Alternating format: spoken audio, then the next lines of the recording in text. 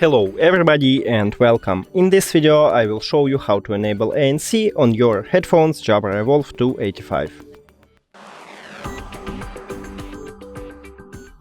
You have to start by open the application, and right here we have sound mods, so just click on activate noise cancelling to enable it.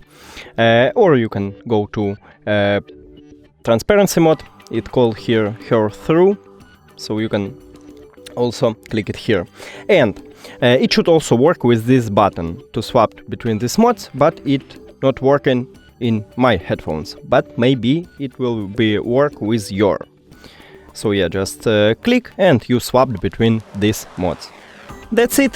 Thank you for watching this video. If you found it helpful, please consider subscribing to channel and leave the like on the video. It's really important to us. See you later.